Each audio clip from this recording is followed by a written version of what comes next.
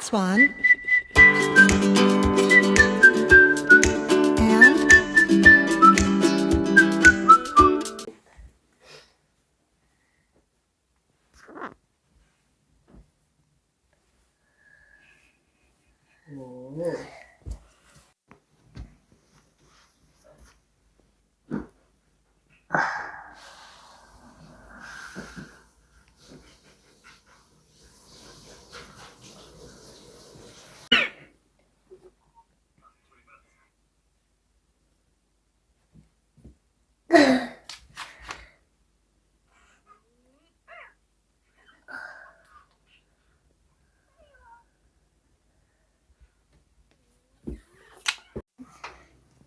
Can I close it? Yes.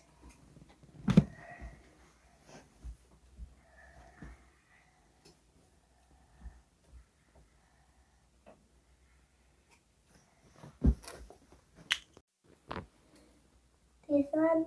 Yeah, what date is that? 14. Okay.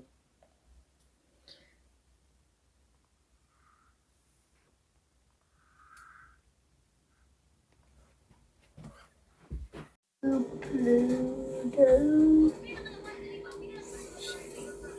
series.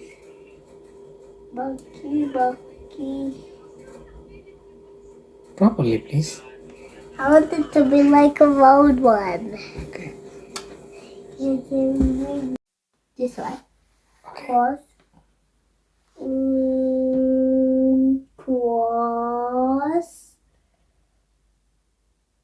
Cross.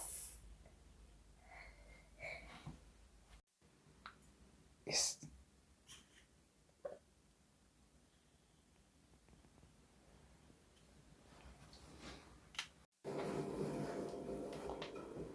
$18.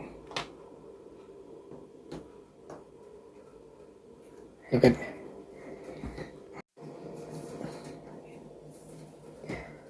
Can I check? Yes.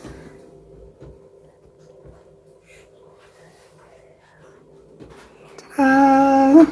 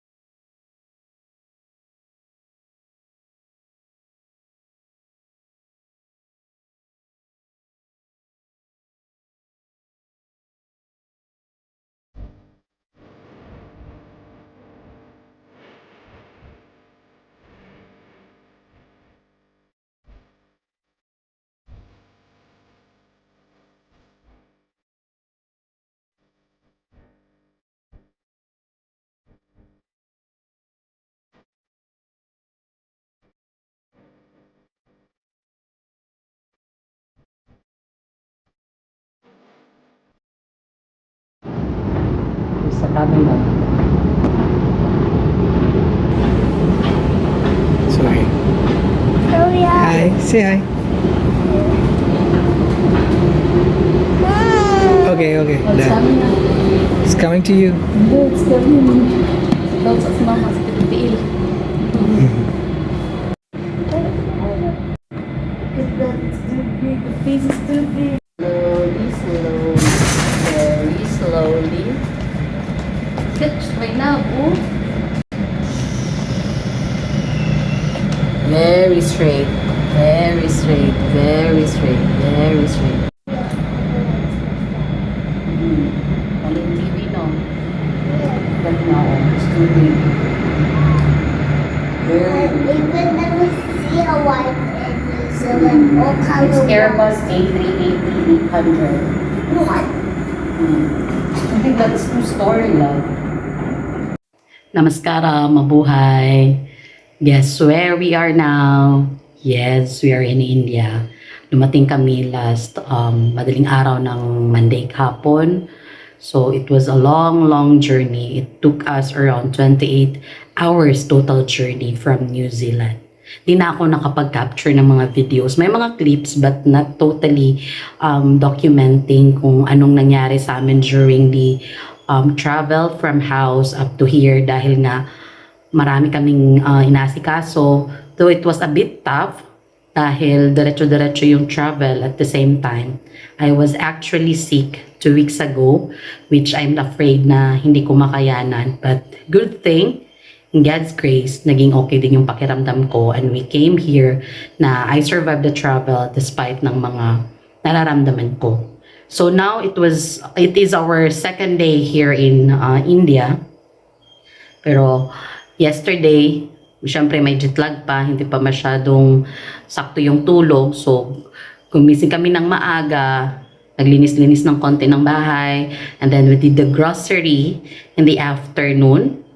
And then, maaga kaming natulog. And then, to this morning again, we woke up by around 6 a.m. I don't know if it is still a jet lag or body clock lang namin. Kasi in New Zealand, we are waking up on the same time. So, okay na din yun. At least we can do things, whatever needed here.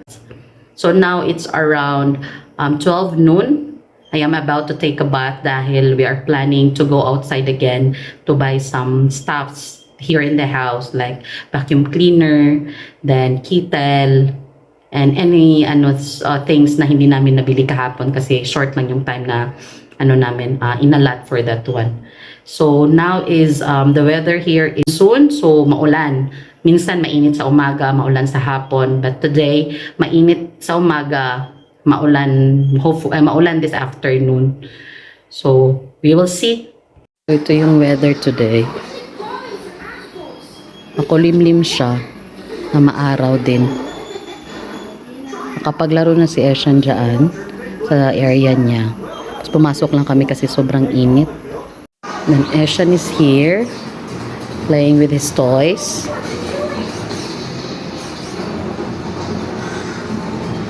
At the same time watching some show. So actually dahil monsoon nga dito, madalas yung ulan, grabe yung lamok. Umatake siya ng umaga at saka ng hapon. So good thing I brought the off lotion, the mosquito repellent niya. Pero may mabibili naman dito, but syempre I have the stock there in the house. Dinala ko na lang din. Totally, we will just be staying here less than a month, so that's sufficient lang. So I'll prepare now. I'll take a bath now and I'll be back.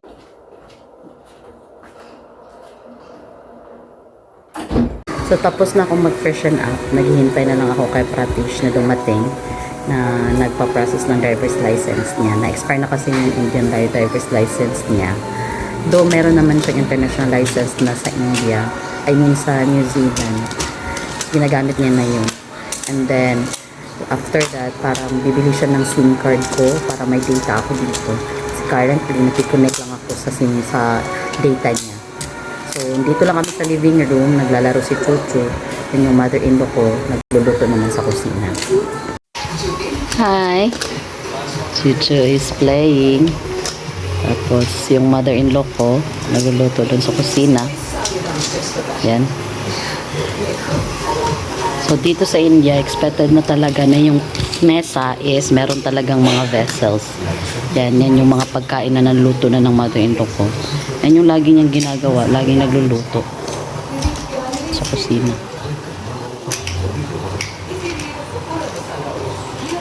Parang yan, vegetable masala yung niluto niya. Andyan sa ganyan na vessel. Tapos yung sa naman, yung niluluto niya ngayon, naamoy ko, parang isda yung piniprito niya. Nag-request ako kahapon na gusto ko ng isda at saka parang fried fish.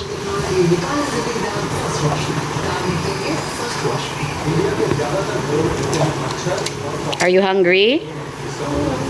Oh, you are already hungry? You want some biscuit?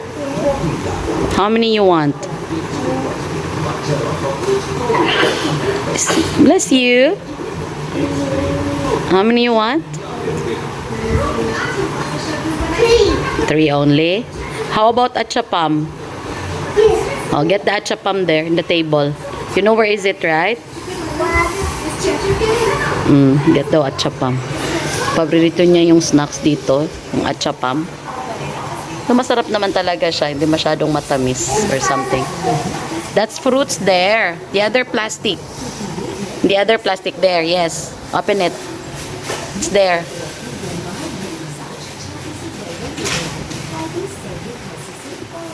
Get it? Yes. Come here. Why all of them are damaged? Damage na? Yeah. So, this is the atsapam. Yeah, all the, Gusto niya yung buo. you have all the broken ones. Sige.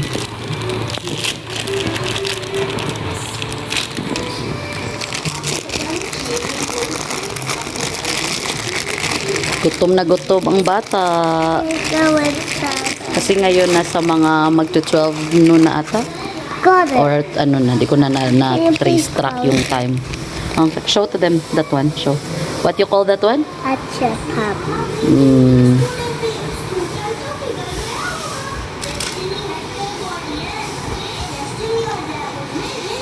So while waiting kay Pratish, nagbabasa muna ako ng book. Title niya is Joy at Work. Written by Marie Kondo. So si Marie Kondo is known siya for the tidying technique. So try ko basahin to. Nakita ko lang to dun sa the warehouse dun sa New Zealand. So binili ko so far, natapos ko yung chapter 1. Maganda naman yung English is like simple words lang yung ginagamit niya. Naiintindihan din naman. Which is this one is related sa trabaho. So tinitingnan ko pa, is it really like the typical studying of things sa office or just how you are studying even your mind.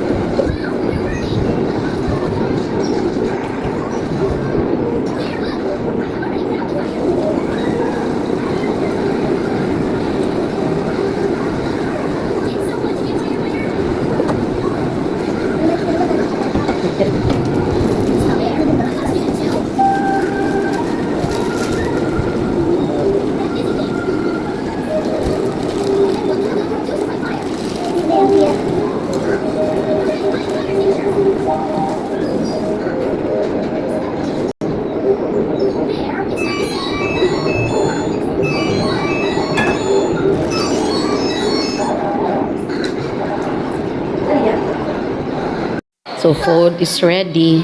Ito yung lunch food namin. We have fried fish. I think tilapia siya. Sarap siya. We have vegetable masala. Meron siyang okra. Tapos meron din siyang yung ibang gulay. Wala man ang tawag nung parang soft siya dito. Nagbilog. Ay, hindi. Parang eggplant siya. Yeah. Oo, yung eggplant na parang green dito na eggplant. Tapos ito yung rice namin. Very soft rice. Meron din ditong sauté na cabbage. And this is a fish curry. Diba? Kompleto. Meron kaming protein. Meron kaming vitamins na food. Then ito kay Eshan. Pakakainin ko na siya. Kumakain siya ng Indian foods. Hindi siya masyadong problematic in terms of pakakainin. Kahit naanghang, iinom lang siya ng tubig. Eshan, come here. Time to eat. Come here, please. Time to eat now. The dragon is down, the princess is safe, we had a lovely time. Nag-adjust yung pagluto ng mother-in-law ko. Di masyadong anghang. Sakto-sakto lang.